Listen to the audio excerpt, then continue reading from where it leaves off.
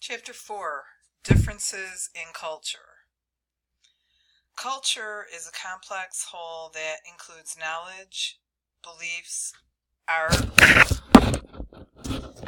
morals, law, customs, and other capabilities acquired by people as members of society. Values and norms are the central components of a culture. Values are abstract ideals about what a society believes to be good, right, and desirable. Norms are social rules and guidelines that prescribe appropriate behavior in particular situations. Values and norms are influenced by political and economic philosophy, social structure, religion, language, and education. The social structure of a society refers to its basic social organization. Two main dimensions along which social structures differ are the individual, group dimension, and the stratification dimension. In some societies, the individual is the basic building block of social organization. These societies emphasize individual achievements above all else. In other societies, the group is the basic building block of social organization. These societies emphasize group membership and group achievements above all else.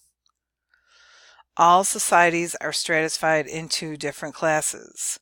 Class-conscious societies are characterized by low social mobility and a high degree of stratification.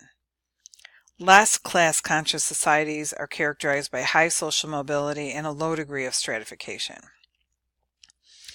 Religion may be defined as a system of shared beliefs and rituals that is concerned with the realm of the sacred. Ethical systems refer to a set of moral principles or values that are used to guide and shape behavior. The world's major religions are Christianity, Islam, Hinduism, and Buddhism. Although not a religion, Confucianism has an impact on behavior that is profound as that of many religions. The value systems of different religious and ethical systems have different implications for business practice.